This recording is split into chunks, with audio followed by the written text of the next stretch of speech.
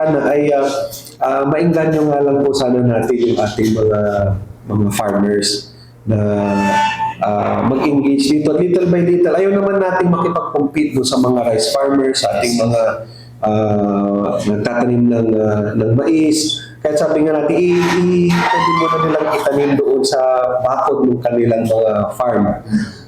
Or pwede nilang maglagay lang muna ng kaunti, mag-start lang muna sila ng kaunti, ng maliit. Para sa ganun ay mapag-aralan nila kasi mahirap naman na targetin nila magtanim kagad ng isang one-time na malakihang pagtatanim. But definitely, merong market ang coconut. Merong demand sa coconut, lalong-lalo na ngayon, gaya na nabanggit ko rin kanina, na pinupush na ang 5% blend ng biodiesel. So, yung cocoa methyl ester, ay yan po ay na-extract sa ating coconut.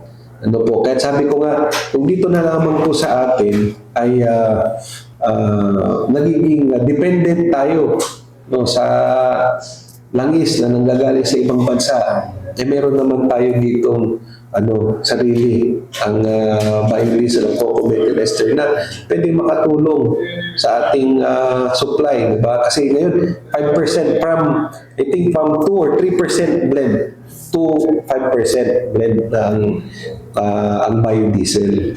So ang kailangan dyan para ma-bridge yung gap na 2% na blend ng biodiesel, based doon sa research, at least 2 billion nuts per year ang kailangan nating ma-produce para ma-meet natin yun.